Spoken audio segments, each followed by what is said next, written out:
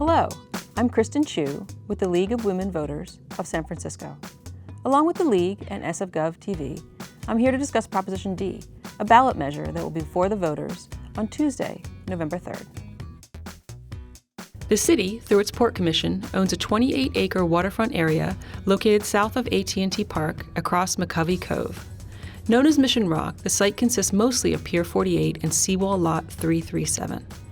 After engaging in a multi-year community planning process, the Port adopted a vision statement for mixed-use development of Mission Rock and selected a developer to create a project consistent with that statement. Proposition D would increase the height limit of up to 10 of the 28 acres in Mission Rock. A yes vote means you want to increase the height limit for 10 of the 28 acres in the Mission Rock site from 1 story to height limits ranging from 40 to 240 feet, and make it city policy to encourage the development, provided that it includes 8 acres of parks and open space, and housing of which at least 33% is affordable for low and middle income households. A no vote means that you don't want to increase the height limit or adopt the city policy. I'm here with Matt O'Grady, CEO of San Francisco Parks Alliance and a proponent of Proposition D. We're also joined by John Gollinger, an environmental attorney, waterfront advocate, and an opponent of the measure. Thank you both for being here. It's a pleasure. I'd like to start with some opening remarks. Matt? Thank you, Kristen. It's a pleasure to be here. So much of San Francisco's eastern waterfront, from the ballpark all the way south to the county line, has been moribund for 40 years or more.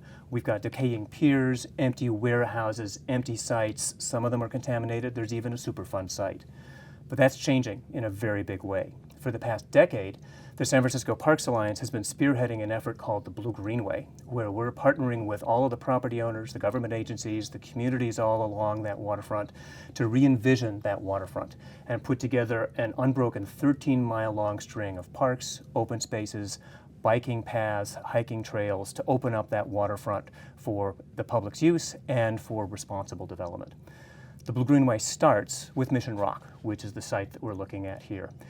This parking lot will be converted into 8 acres of open space, including the entire waterfront, a new promenade around the pier, balanced with housing and jobs. It's a balanced approach that the Parks Alliance supports. Thanks, Matt. John, your opening remarks? Well, that all sounds great. That's not what Prop D is about. The reason that the Sierra Club and environmental groups oppose Prop D is just like 8 Washington, it raises height limits on the waterfront for tall towers that block the beautiful bay for everybody but those that get to live or work there. 8 Washington folks, remember, raise height limits up to 136 feet for a luxury tower. Prop D raises height limits for 11 towers. 5 of them are taller than 8 Washington. 3 of them are almost twice as tall, taller than the Fontana Towers, which blocks the northern part of the waterfront. All the buildings in Prop D are taller than Pier 70, which all of us supported last year. So the reason that environmental groups are opposing Prop D, as much as we want all the parks that Mr. O'Grady works for and talks about, is that there's a right way and a wrong way to develop our waterfront. That's the history of how we've turned our waterfront, unlike so many others, into an open and beautiful place. And yes, we need to build. We need to do it right. So we want to send this development back to the drawing board, just like 8 Washington. This developer will come back with something better, and the way to get that is by voting no on Prop D. Thanks, John. Let's get into the questions. Critics say there are no guarantees that the plans for open space or setbacks at water's edge will be enforced. Can you each of you respond to that assertion, starting with John? Sure. I mean, it's really the height of the project that is the problem. 11 towers, 3 of them are 240 feet, and 2 of them are 190 feet. Close to the waterfront, they lower the buildings to 120 or 90 feet. That still is going to block the bay for most people. Most of the buildings are not affordable housing. Yes, there's some affordable housing. Most of the buildings are offices for private corporations. Yes, they want the penthouse views, and they'll get them. Or luxury condos or luxury apartments. And so our concern, yes, we want as much setback from the bay as possible, but if you build 120 feet close to the bay, that's still going to provide very little view to anyone other than those who are inside the buildings, which isn't most people. Great. Matt? Well, a couple of points, Kristen. First off, the legislation does clearly mandate that the open space would be included in the development.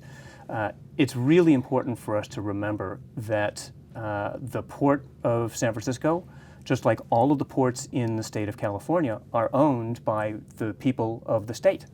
And we, the people of California, have delegated the authority to run those ports to the local governments. In San Francisco, we have the Port of San Francisco.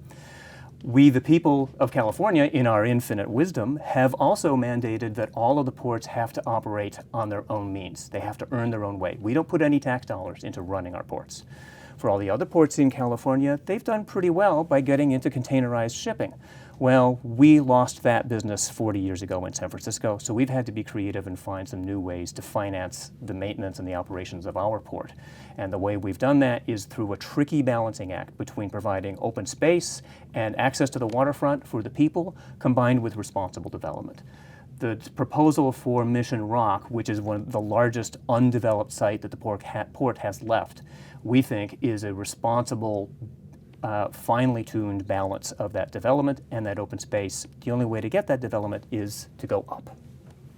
Matt, do you have any concerns about this ballot measure setting a precedent for height of new development in San Francisco? It doesn't set any real precedents in terms of overall height. We have buildings that are taller, we have buildings that are shorter, we have other parts of the waterfront that have been developed in different ways. We have other parts of the waterfront that will not be developed at all. Nearby, we're going to have the first actual beach for tow access to the water on the eastern shoreline for the first time in decades. So looking at any one particular site and saying that it sets a precedent in this instance, I don't think that really applies.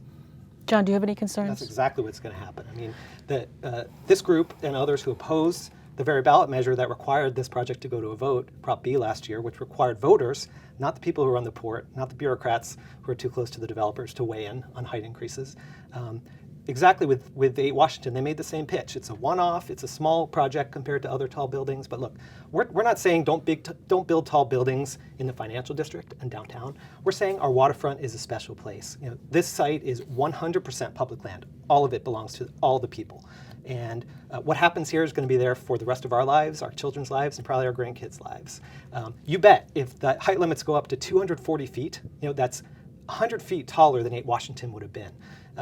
You bet the next developer is going to be right in line saying, well, you did it there, why can't you do it here? And before you know it, we're going to get Miami Beach, which has tall buildings blocking the waterfront for all those, except those who get to live inside them. And that's not most people. And the waterfront really is a place to recreate, and we want to make sure it stays open to everyone. The parks are great, and we'll get them with a project that is reasonable and makes sense for our waterfront if we reject this one. Great. Thank you. We have time for closing remarks. Sure. The reason that Sierra Club, San Francisco Tomorrow, the Coalition for San Francisco Neighborhoods, which represents neighborhood groups across the city, those same groups that opposed 8 Washington and demanded that voters get the right to vote on these height limits, the reason they all oppose Prop D, not because it's a bad developer, not because there are bad groups behind it, but because we need to demand the best for San Francisco's waterfront. The best is not raising height limits up to 240 feet for 11 towers, 5 of which are taller than 8 Washington. The best is a project that provides all affordable housing, or at least as much affordable housing as we can possibly get, not mostly private offices.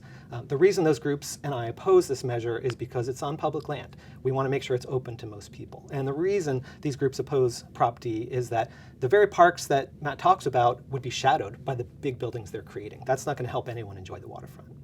Great. Matt? So we, the people of California, have mandated that our parks pay for themselves. In San Francisco, we do that through this fine balance between parks and open space and access to our waterfront combined with responsible development.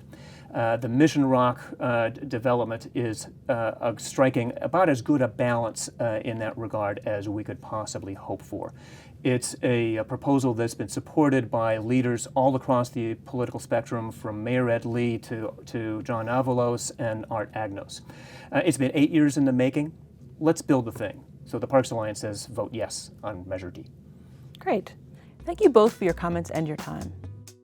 We hope this discussion has been informative. For more information on this and other ballot measures in this year's election, please visit the San Francisco Elections website at sfelections.org. Remember, early voting is available at City Hall Monday through Friday from 8 a.m. to 5 p.m. You can also vote at City Hall on the 2 weekends before Election Day. And if you don't vote early, be sure to vote on Tuesday, November 3rd. Thank you for watching.